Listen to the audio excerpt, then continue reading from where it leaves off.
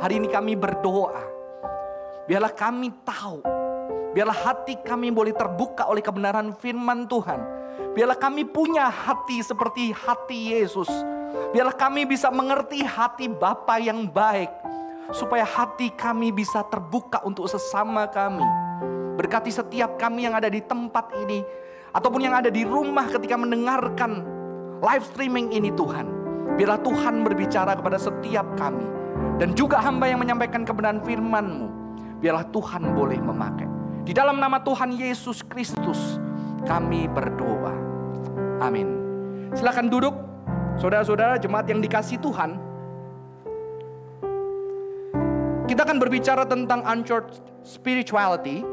Dan sebetulnya khotbah ini akan melihat kemana pembicaraan kita hari ini.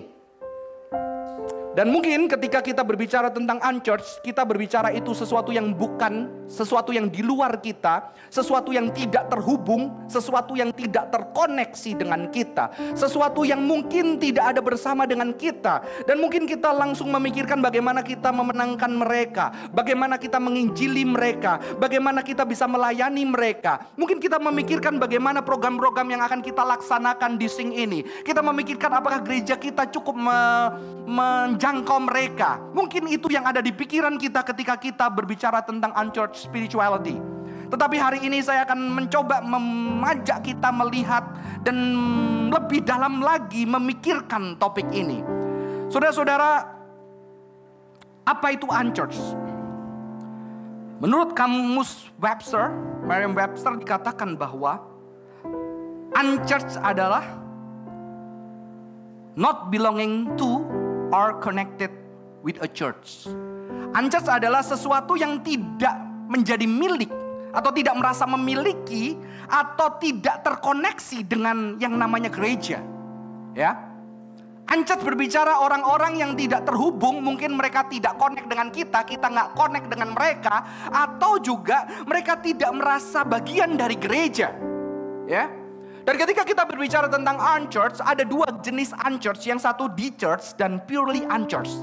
Purely unchurched artinya adalah gereja, orang-orang yang betul-betul tidak pernah ada di dalam gereja. Orang-orang yang betul tidak pernah mengenal gereja. Orang-orang yang tidak pernah terhubung atau menginjakkan kakinya di gereja. Itu purely unchurched. Tetapi yang satu yang menjadi pokok bahasan kita adalah de-churched. Yaitu adalah orang-orang yang sudah pernah mencicipi. Bahkan banyak dari mereka mungkin sudah lahir baru, sudah berkomitmen kepada Yesus. Tetapi survei membuktikan di Amerika ataupun di Indonesia, banyak orang-orang itu sudah meninggalkan gereja. Mereka kecewa dengan gereja. Mereka lihat gereja gak terkait dengan kehidupan mereka. Ada di church, saudara-saudara. Jadi orang-orang yang sudah tidak mau berurusan dengan gereja, mungkin begitu mendengar kata gereja mereka terganggu. Karena gereja nggak terhubung dengan kehidupan mereka, ya. Dan ternyata di dalam pembacaan saya, memang survei ini ada di USA, dikatakan unchurched self identification. Dia mengatakan apa? Ternyata ketika di survei saudara-saudara, tentunya secara kuantitatif, 21% dari unchurched mengatakan dirinya born again. Mereka sudah lahir baru, udah berjumpa dengan Tuhan. 21% mengatakan aku udah berjumpa dengan Tuhan, tetapi aku sekarang tidak terhubung dengan gereja.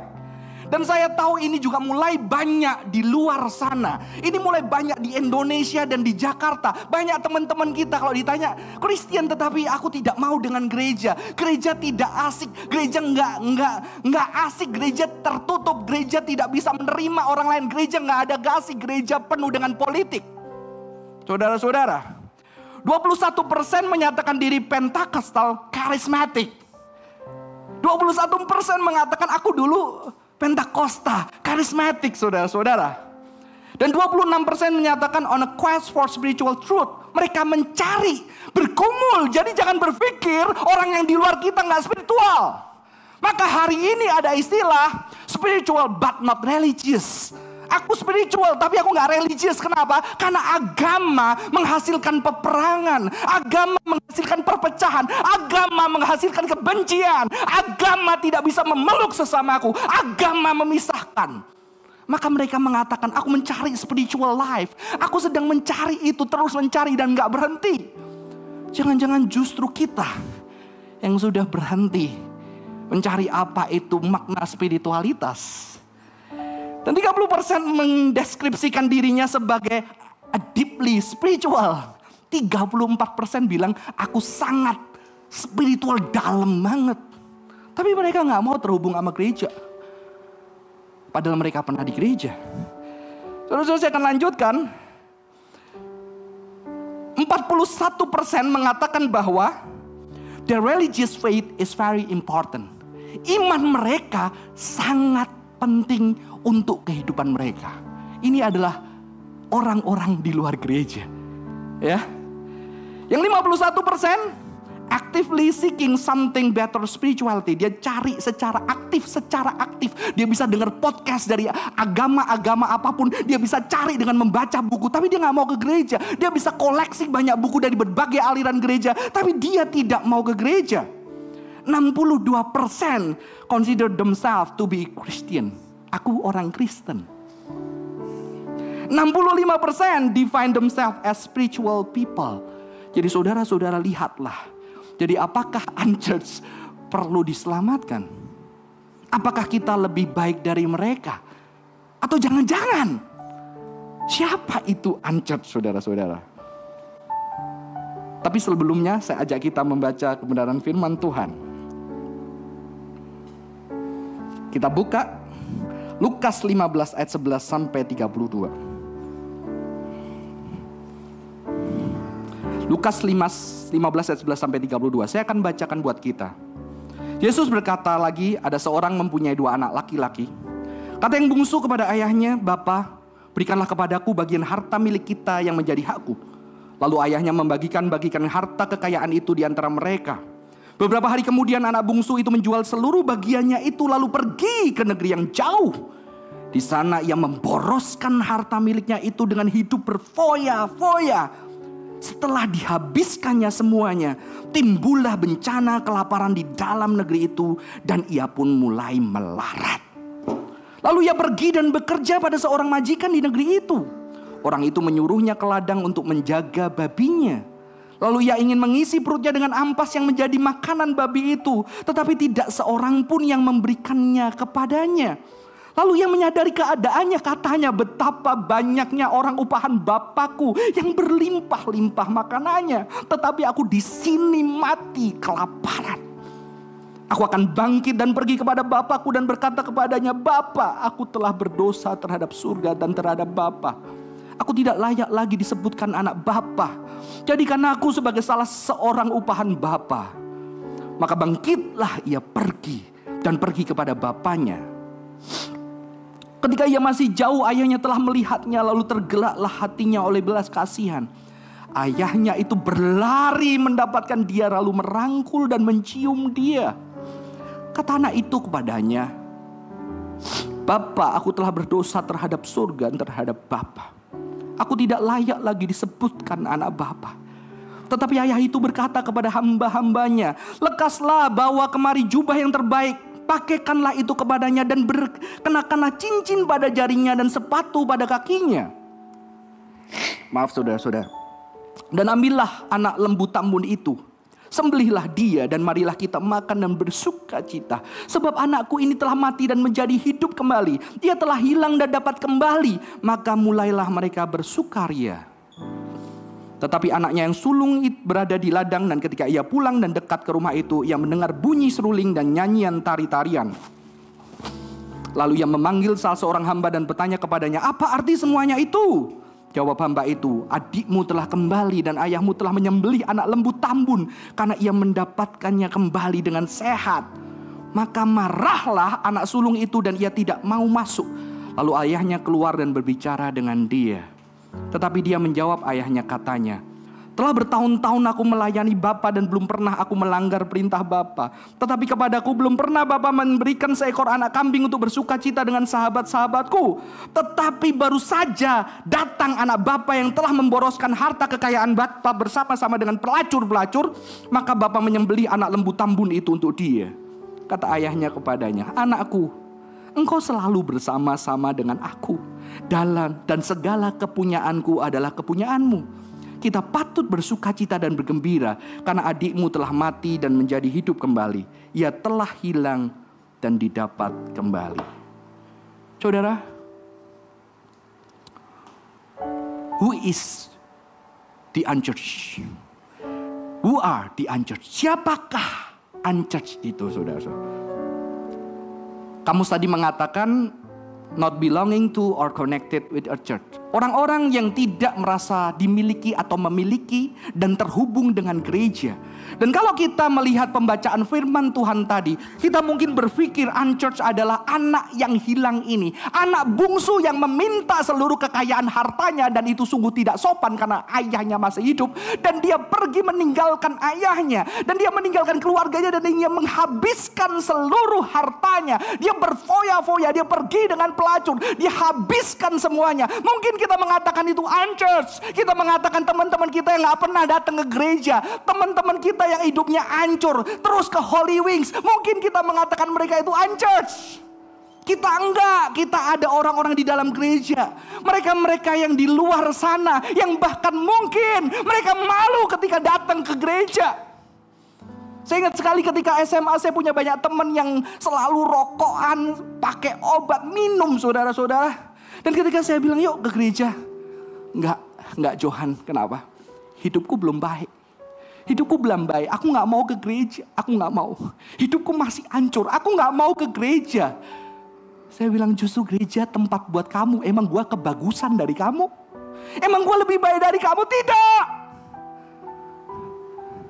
Apakah unchurched berarti orang-orang yang dimusuhi Tuhan, yang dibenci Tuhan?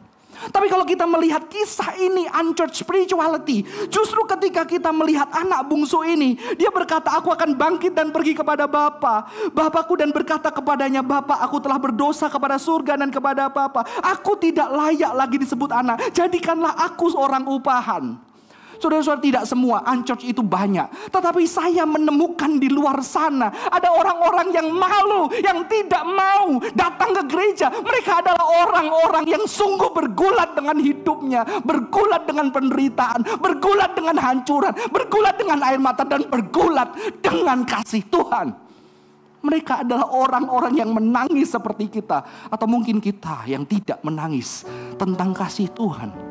Sehingga mereka seperti anak bungsu ini. Mereka jujur, mereka gak fake. Ini hidupku hancur, gak ada yang bisa dilihat baik. Mereka gak bisa nutupin lagi. Mereka jujur, gue hancur kok. Mereka jujur, gak ada harapan. Keluargaku berantakan, kehidupanku berantakan, masa depanku gak jelas. Atau masa depanku jelas tapi hatiku kosong. Tapi mereka jujur dan not faking. Dan banyak dari mereka broken and vulnerable. Hancur, vulnerable. Kenapa? Nggak bisa nutupin. Nggak bisa nutupin dengan hal-hal yang baik. Karena ketika mereka melihat diri mereka nggak baik. Keluarga mereka udah kelihatan semua. Keluarga udah berantakan, udah cerai, udah divorce. Setiap hari mabok. Tapi mereka broken and vulnerable, saudara-saudara. Tapi biasanya di luar sana unchurched, not judgmental. Nggak judgmental, sehingga banyak juga teman-teman orang lebih nyaman bareng sama mereka. Kenapa? Ketika mereka datang bersama-sama mereka, gue hancur sama, gue juga hancur. Tapi ketika kita datang ke gereja, kamu ya hidupmu kok kayak gitu ya, itu nggak baik loh. Itu nanti mendukakan hati Tuhan loh.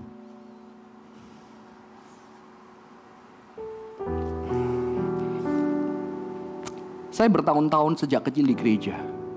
Tapi ketika saya SMA, saya lebih seneng kumpul bareng sama mereka. Karena mereka gak fake. Mereka apa adanya, mereka jujur.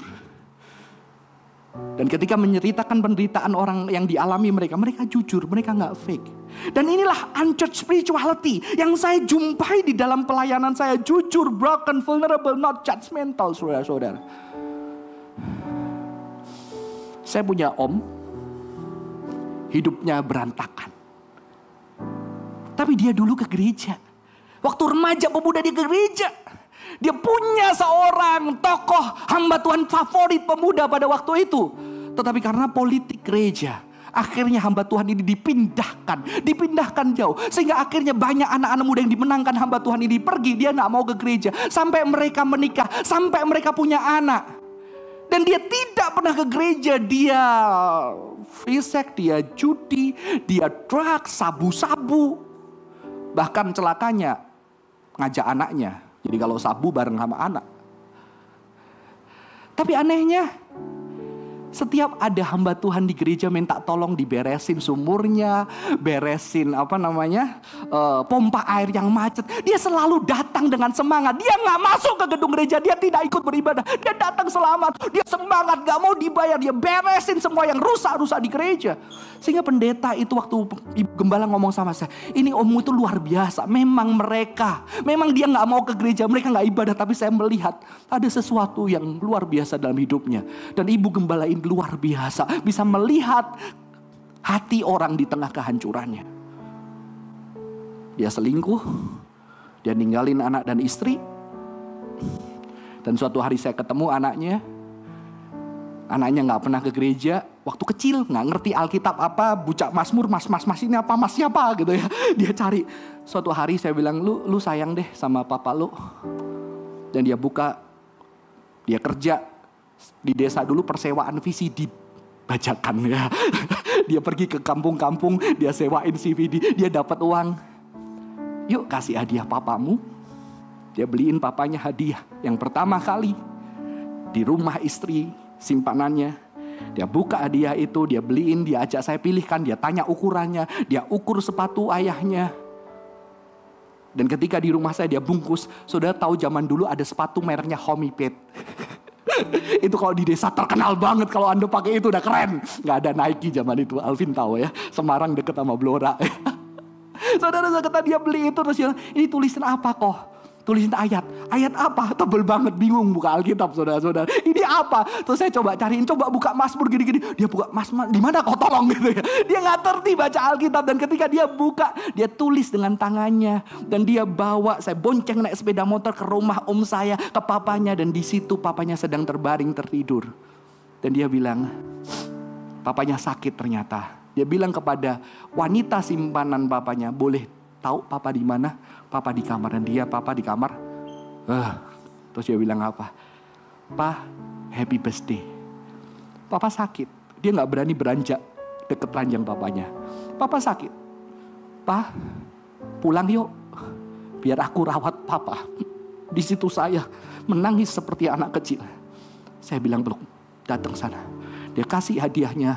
Papanya berbalik karena tidak berani melihat hadiah itu. Papanya menangis seperti anak kecil. Dan di situ saya melihat kasih Tuhan di luar gereja. Kasih Tuhan yang besar di luar gereja, saudara-saudara. Saya menyaksikan itu, dan saya menyaksikan keindahan Tuhan. Seorang anak dan ayah berpelukan. Akhirnya papanya kena stroke. Dan puji Tuhan, setelah kena stroke, ayahnya kembali ke rumah Tuhan dengan keadaan yang tidak sehat. Dan ayah ini harus dijemput Tuhan, om saya harus dijemput Tuhan. Tetapi di dalam keadaan percaya di church. Tapi belum tentu mereka kehilangan kasih Tuhan. Belum tentu Tuhan mengasihi mereka. Malah mungkin Tuhan sedang menanyakan apakah gereja ada buat mereka, saudara-saudara. Justru unchurched ini mengalami pelukan dari Bapa, saudara-saudara. Saya akan bacakan sebuah ayat yang tadi. Ketika ia masih jauh, ayahnya telah melihatnya. Lalu tergeraklah hatinya oleh belas kasihan. Ayahnya itu berlari mendapatkan dia, lalu merangkul dan mencium dia. Justru unchurched inilah yang mendapatkan pelukan Bapa, yang mendapatkan kasih Bapa, yang mendapatkan dekapan dan tangisan Bapa, saudara-saudara, yang dicintai Tuhan. Saudaranya, sebetulnya bagian firman ini menunjukkan apa? Bagian firman ini menunjukkan, saudara-saudara, ada orang-orang di luar Yahudi. Orang-orang di luar Yahudi yang terhilang. Dan Tuhan punya hati buat orang-orang itu. Yang terhilang, yang jauh dari kasih Tuhan. Dan Tuhan punya kasih buat orang-orang seperti itu, saudara-saudara. Dan dia merasakan pelukan hangat kasih Bapa. Jujur, saya belum melihat itu. dengan mata saya. Dan saya justru melihat itu di luar tembok gereja. Saya melihat itu di satu rumah perselingkuhan. Kasih Tuhan bisa hidup di sana. Amin. Dan itu menunjukkan kasih Tuhan kita yang besar, melampaui tempat apapun itu. Kasih Tuhan yang akan berkuasa. Saudara-saudara, the unchurched. Siapakah the unchurched itu, saudara-saudara? Saya hari ini mempertanyakan itu. Mungkin orang anak muda tadi adalah anak yang unchurched, tetapi ada unchurched yang lain. Saya akan bacakan sebuah firman Tuhan dari yang kita baca. Marahlah anak sulung itu dan ia tidak mau masuk. Telah bertahun-tahun aku melayani Bapa dan belum pernah aku melanggar perintah Bapa. Tetapi kepadaku belum pernah Bapa memberikan seekor anak kambing untuk bersuka cita dengan sahabat-sahabatku. Tetapi baru saja datang anak Bapa yang telah memboroskan harta kekayaan Bapa bersama dengan pelacur-pelacur. Maka Bapa menyembelih anak lembu tambun itu untuk dia. Saudara, saya melihat unchurched bukan hanya anak tadi. Unchurched adalah anak sulung. Yang terhilang bukan hanya anak yang bungsu. Anak yang bungsu menemukan Tuhan, menemukan kasih Bapa di tengah kehilangannya. Tetapi anak yang sulung ini di dalam rumah Bapa, di rumah Bapa. Kalau kita boleh bilang di gereja, di rumah Tuhan, di tempat berkat-berkat dicurahkan, dia kehilangan kasih Bapanya. Dia kehilangan kasih Tuhan justru di gereja. Apa kasih Tuhan? Dia menjadi tidak punya belas kasihan. Dia menjadi merciless. Dia gak punya belas kasihan. Dia judgmental. Dia gampang ngomong ini salah, ini salah, ini salah. Itu dosa, itu neraka, itu ini gak benar. Dia gak punya lagi belas kasihan. Bahkan he doesn't know his father's heart. Dia gak tahu hati Bapa itu kayak apa. Ketika saya mempersiapkan ini dari tadi pagi, dari malam, saya penuh dengan air mata, termasuk ketika saya jalan ke tempat ini. Karena saya melihat, kalau kita tidak hati-hati, justru kita menjadi unchurched. Unchurched yang seperti anak sulung. Kita tinggal bertahun-tahun di gereja, tapi berapa banyak kita punya kerinduan hati Bapa untuk orang-orang di luar sana bisa mengenal kasih Tuhan. Jangan-jangan kita kehilangan hati Bapa. Kita datang ke gereja, kita aja Tuhan berkati pernikahanku, Tuhan berkati masa depanku, Tuhan aku ingin sukses, Tuhan aku ingin kaya, aku gak mau kayak orang tuaku, Tuhan aku mau jadi hebat, Tuhan aku mau jadi terkenal, Tuhan aku mau jadi kaya, aku mau sukses, aku gak mau direndahin orang. Berapa banyak kita punya hati Tuhan?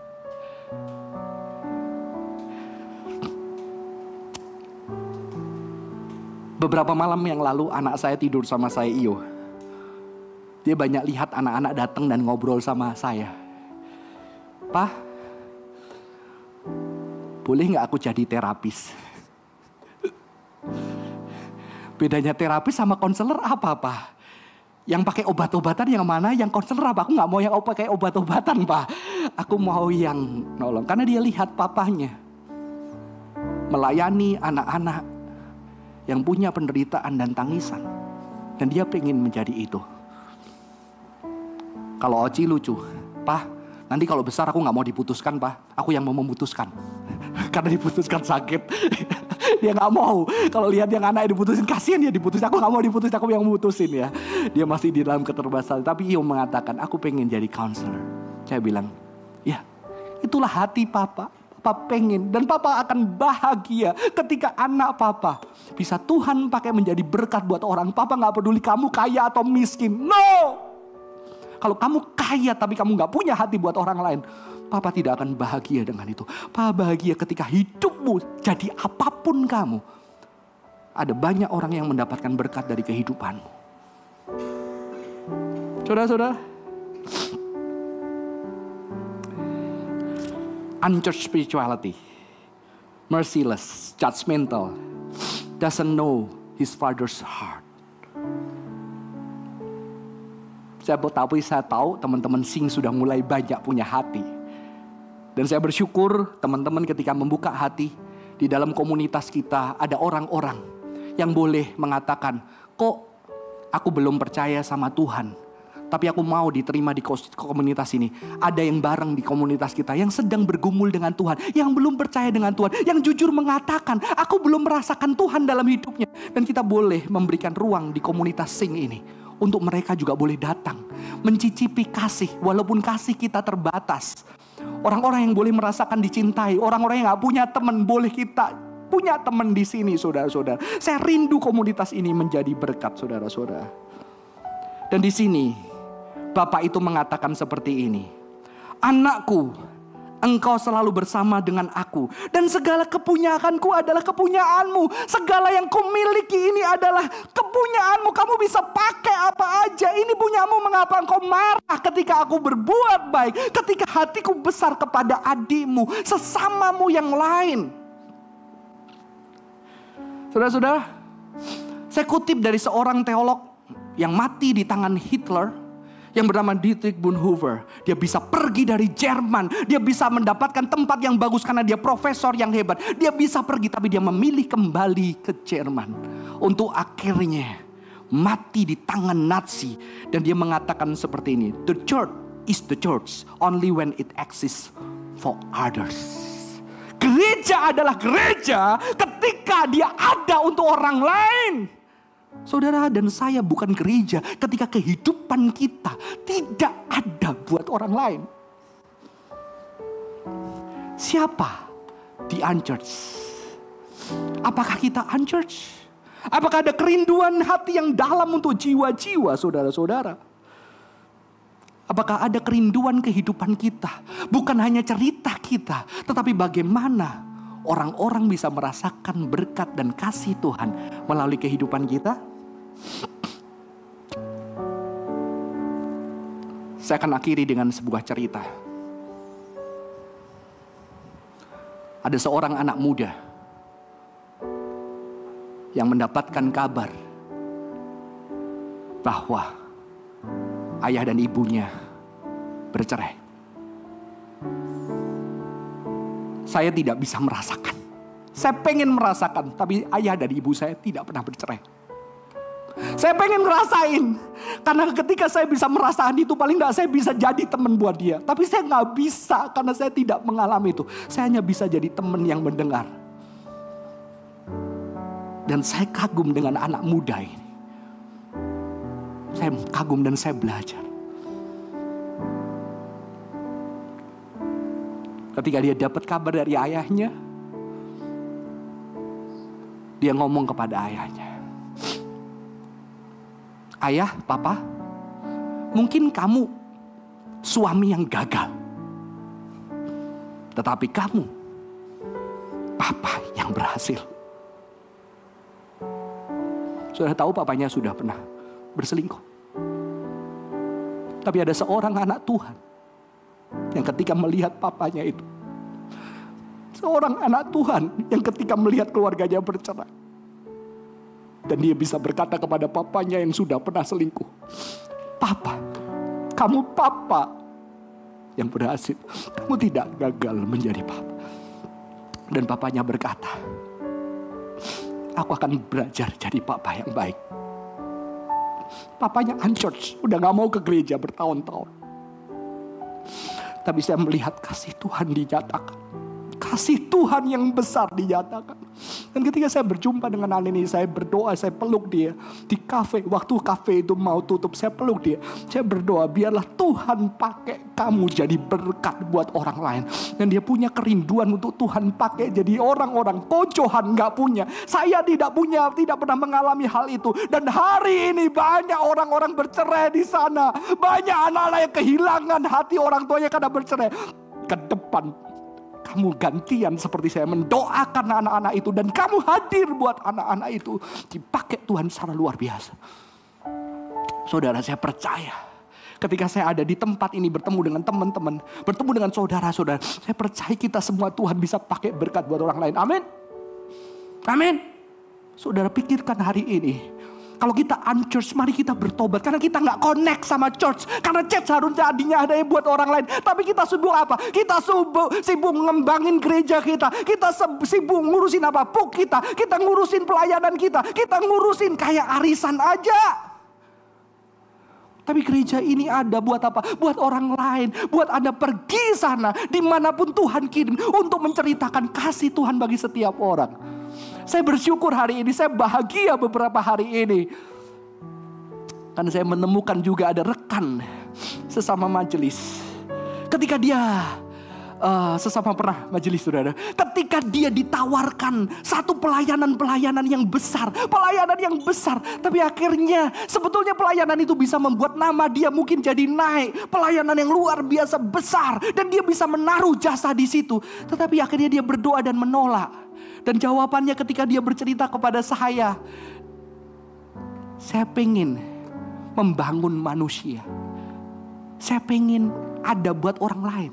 Bukan organisasi saja pelayan, tapi diri saya buat orang lain. Saudara, saya percaya Tuhan bisa pakai kita semua. Amin. Saya percaya firman ini menguatkan kita untuk Tuhan pakai kita menjadi berkat dimanapun kita berada. Buat orang-orang di luar sana, gereja ini ada buat orang-orang di luar sana.